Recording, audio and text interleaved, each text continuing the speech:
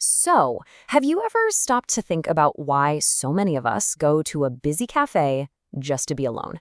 It's a scene you see everywhere, right? Well, today we're going to dive into the really surprising psychology behind why we do it. I mean, it's a fantastic question when you think about it. We all have homes, places that are literally designed for us to have some peace and quiet, and yet we'll actively go out and seek the company of total strangers when we want to be by ourselves. So, what's the deal with that?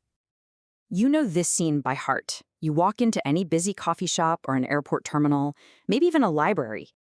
And you see them, that one person, totally zone in on their laptop or deep in a book, headphones on, just completely in their own world. They don't look lonely. They don't look like they're waiting for anyone. They look focused. And in this hyper-connected world of ours, you see this absolutely everywhere. Okay, so this brings up a pretty logical, almost counterintuitive point. If the goal is just to get some peace and quiet, isn't there a much, much simpler option? Right? I mean, your house is comfortable, it's quiet, and hey, it's free. So why would you ever bother to pack up your stuff and go out somewhere else just to be alone? When you put them side by side, it almost doesn't make sense. At home, you've got total privacy, it costs you nothing, you're in complete control. On paper, it's the clear winner.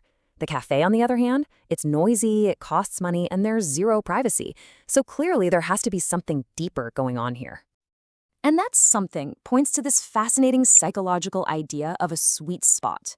It's this perfect balance, right between total crushing isolation and being completely overloaded socially. And the cafe, well, the cafe nails it. And here it is. This is the key. The whole thing is powered by a concept called benign social contact. All it means is you get to be around other people, but with absolutely zero pressure to actually talk to them or engage. You get all the good vibes of being in a community without any of the social work. Here's the best way to think about it. All that background noise, the low hum of conversations, the clinking of cups, it's like ambient music for your brain. It's there, but it doesn't demand your attention. And that gentle buzz actually keeps the oppressive, sometimes distracting silence of being home alone at bay. It actually helps you focus. What this creates is something called passive companionship. And there's a really deep evolutionary comfort in this. Our brains are basically hardwired to feel safer when our tribe is close by. So by being around other people, even strangers, a part of our brain just relaxes. And that frees up a ton of mental energy for deep work, for creativity, and for solving tough problems. And you know what? This need for a solitude sweet spot is probably more critical right now than it has ever been, especially when you think about the crazy digital world we all live in. Just think about a normal day for you. The constant notifications, the emails, the social media feeds, ping, ding, buzz.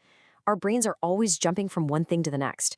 Psychologists call this a state of sustained partial attention, and it makes finding real, deep focus almost impossible at home, where all those digital distractions live.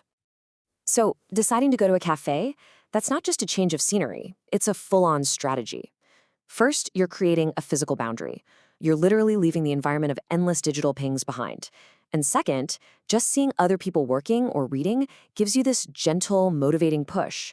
It's a structured, safe way to get offline and get back inside your own head.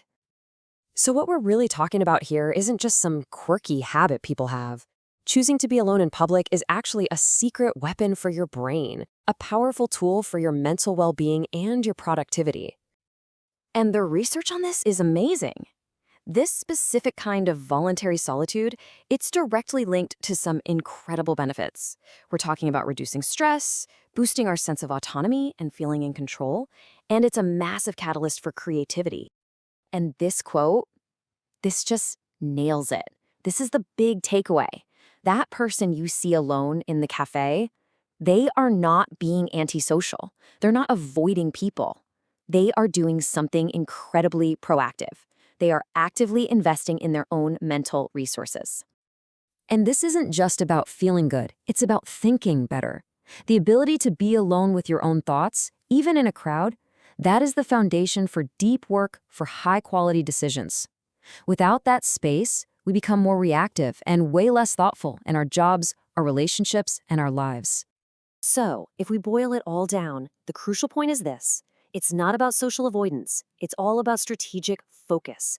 It's a clever, healthy psychological hack to get that restorative solitude by using the power of being alone together. We usually think disconnecting means hiding away at home, but maybe, just maybe, the best way to really connect with yourself is to disconnect out in public. So I'll just leave you with this. When was the last time you gave yourself that gift?